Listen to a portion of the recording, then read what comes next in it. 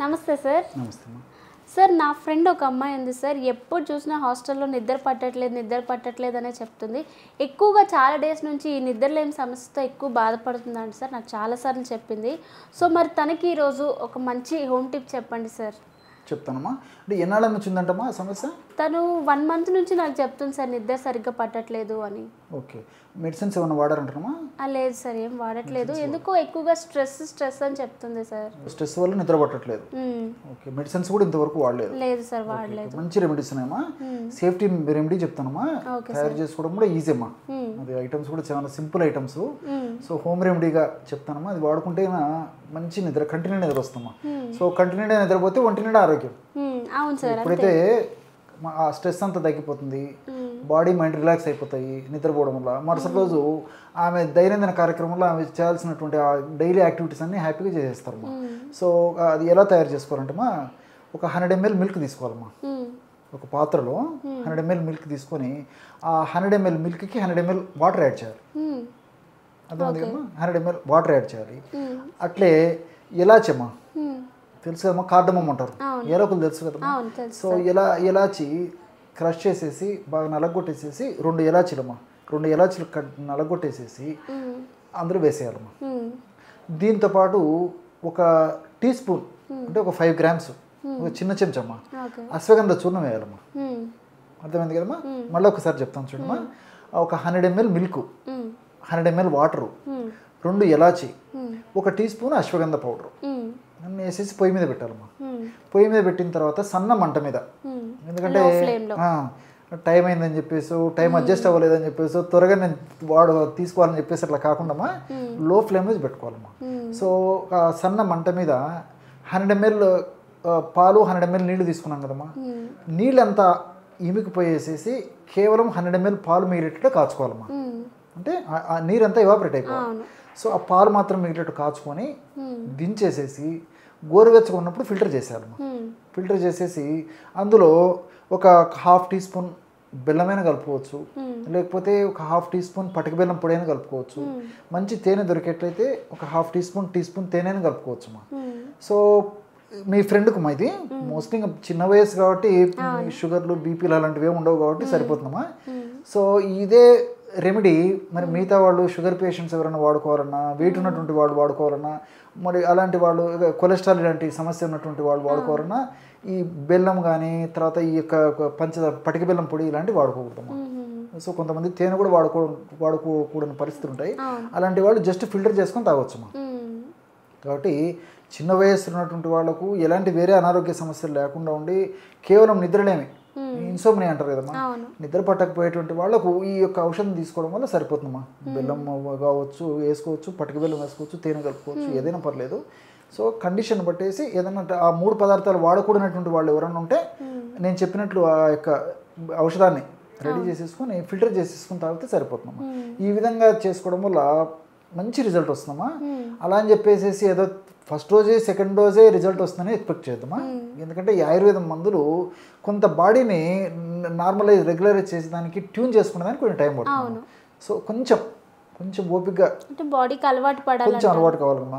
ఎందుకంటే ఇవన్నీ కెమికల్స్ కాదు కాబట్టి కొంచెం అలవాటు పడిపోతే సహజ సిద్ధంగానే నిద్ర వచ్చేస్తుందమ్మా. అందులో ఈ రోజుల్లో ఏమైతుందంటే సరే చిన్నపిల్లలకు అట్లే ఉంది, తర్వాత ఇట్లా మీ బోటి వయసు ఉన్నటువంటి వాళ్ళకు, మధ్య వయసు వాళ్ళకు ఇదే సమస్య ఉంది, వయసు వచ్చినటువంటి వాళ్ళకు కూడా ఇదే సమస్య ఉంటుంటుంది కదమ్మా. సో ఎక్కువ శాతం మందిలో టెన్షన్ అమ్మ, మానసిక ఒత్తిడి, ఈ స్ట్రెస్ లెవెల్స్ ఈ యొక్క ఔషధం వల్ల తగ్గిపోతాయి. సార్ మరి చాలా మంది చేసే తప్పులు ఏంటంటే, అంటే ముఖ్యంగా మనం యూత్లో చూసుకుంటే ఎక్కువగా 12-1 వరకు ఎక్కువగా ఫోన్స్ చూస్తుంటారు అనమాట. సో అదే అంటే అలాగే మనం కొన్ని రోజులు అదే టైంకి పడుకోవడం వల్ల దాని తర్వాత నుంచి వాళ్ళు ఎక్కడ కొంచెం ఆలోచించినా సరే హెల్త్ ఖరాబ్ అవుతుంది, తొందరగా పడుకుందాం అనేసరికి అనుకున్నా సరే వాళ్ళకి డైలీ అలవాటు అయిపోయింది ఆ 1-2 అనేది. సో వాళ్ళు ముందు నుంచి పడుకుందామన్నా సరే వాళ్ళకి అప్పుడు కూడా నిద్ర పట్టదు కదా సార్. సో అది కూడా మనకి ఒక కారణం అయి ఉండొచ్చు. ఎగ్జాక్ట్లీ అమ్మా, మీరు అన్నట్లు ఏమంటే ఈ రోజుల్లో రాత్రి కూడా వాళ్ళకి కొంచెం టైం దొరుకుతుందమ్మా. వాళ్ళకి ఏంటంటే పొద్దు నుంచి హడావిడి జీవితము. సో ఇంటికి పోయిన తర్వాత వాళ్ళు కొంచెం రిలాక్స్ కావాలి. సో సెల్ ఫోన్లు, స్మార్ట్ ఫోన్లని, తర్వాత ఈ ల్యాప్టాప్లు, కంప్యూటర్లు, ఇతరులతో ఫోన్ డిస్కషన్స్ ఇవన్నీ ఉంటాయి కాబట్టమ్మా. సో దానివల్ల ఏమైందంటే ఈ రేడియేషన్ ఎఫెక్ట్ ఉంటుందమ్మా. సో ఫోన్కి లైటింగ్ ఉంటుంది, తర్వాత ఈ ల్యాప్టాప్స్కి లైటింగ్ ఉంటుంది, కంప్యూటర్స్కి లైటింగ్ ఉంటుంది. సో ఈ రేడియేషన్ ఎఫెక్ట్ ఒకటి.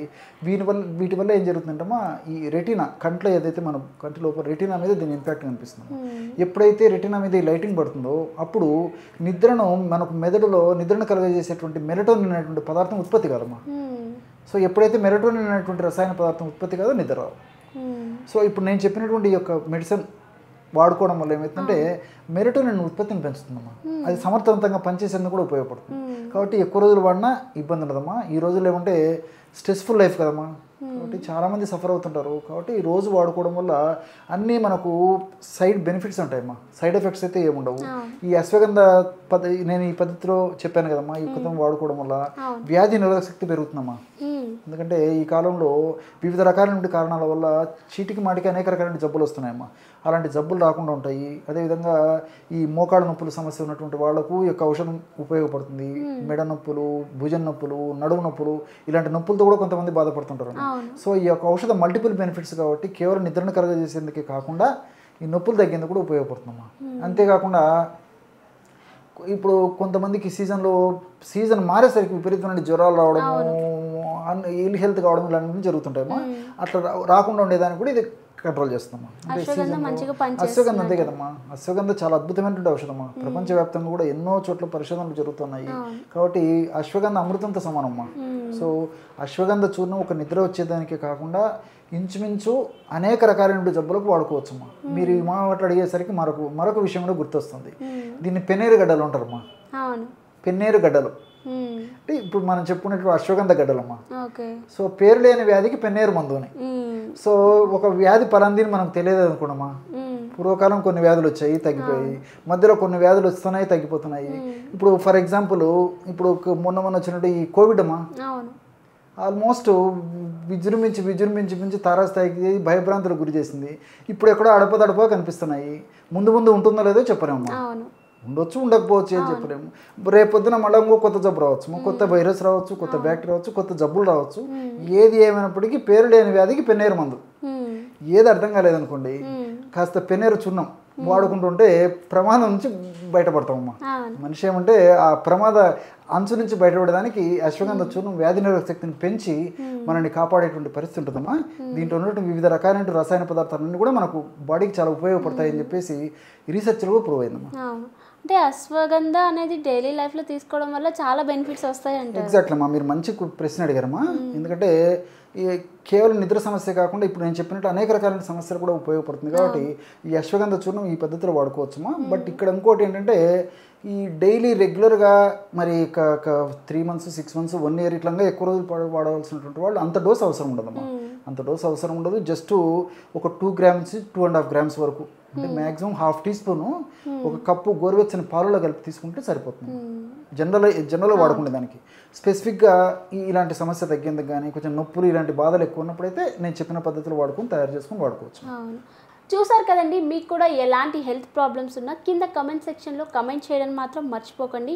మంచి హెల్త్ టిప్స్తో, మంచి వంటింటి చిట్కాలతో మళ్ళీ మీ ముందుకు వస్తాం. అంతవరకు సెలవు. చాలా చక్కగా చెప్పారు sir. Thank you so much.